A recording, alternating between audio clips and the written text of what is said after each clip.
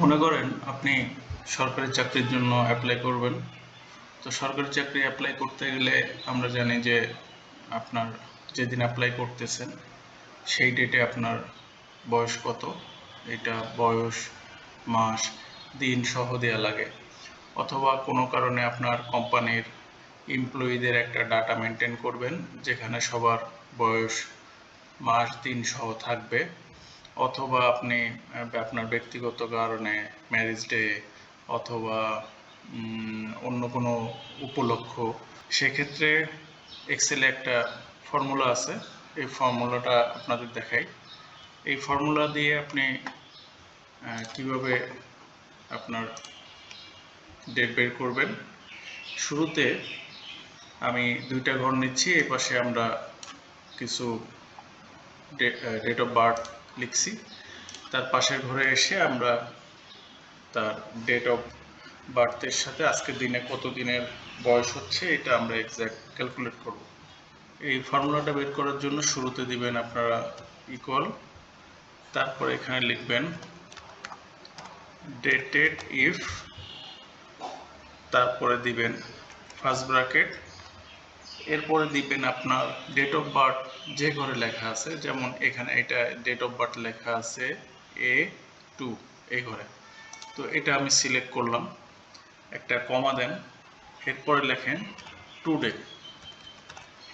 Today লেখার পরে আপনি ফার্স্ট ব্র্যাকেট দিবেন, এটাকে আবার ক্লোজ করে দিবেন, ফার্স্ট ব্র্যাকেট দিবেন আবার ক্লোজ করবেন, তারপরে দিবেন একটা কমা, এরপরে একটা ডাবল কোটেশন নিয়ে ওয়াই লিখে ডাবল কোটেশন ক্লোজ করবেন।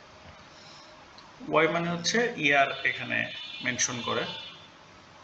আবার আপনি ফার্স্ট ব্র্যাকেট এখানে ক্লোজ করবেন, তারপরে দিবেন হচ্ছে আপনি এখানে দিবেন হচ্ছে অ্যান্ড, তারপরে দিবেন একটা স্পেস দিয়ে ইয়ার্স,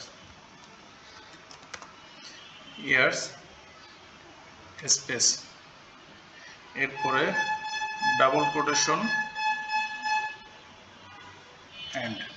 এবার এই যে ফর্মুলাটা আমরা ডেটেড ইফ এখান থেকে লিখছি না, এইটুকু কপি করে নেন, আপনি কপি করে নিয়ে আবারও দিয়ে দেন,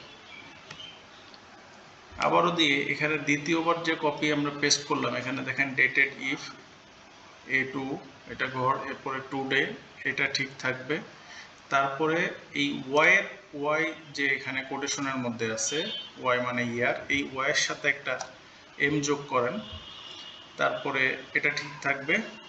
এরপরে এখানে যে ইয়ার্স আছে জাস্ট এটুকু আপনি দিয়ে দিবেন, মান্থস, তারপরে যে এখানে আবার পেস্ট করেন, এবার পেস্ট করে এখানে এসে আপনি চেঞ্জ করবেন হচ্ছে যে ওয়াই, এটাকে দিবেন হচ্ছে এমডি মান্থ অ্যান্ড ডে, তারপরে যে এখানে লাস্টে যে ইয়ার্স আছে এটাকে আবার দিবেন হচ্ছে ডে, ডেজ দিয়ে এখানে আপনি, আমি এই কমাটা ডিলিট করে দিব, স্পেসটা ডিলিট করব এবং অ্যান্ড ডিলিট করে দিলাম, দিয়ে এই হচ্ছে আপনার টোটাল ফর্মুলা।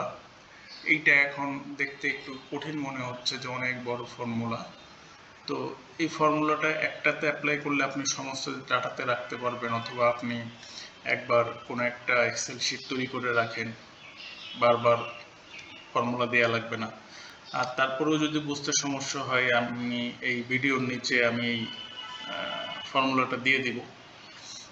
এখন ফর্মুলা লেখা শেষে আমি এটাকে ইন্টার দিলাম, ইন্টার দিয়ে দিলাম, ইন্টার দিলে দেখেন এখানে শো করতেছে 28 বছর 5 মাস 23 দিন।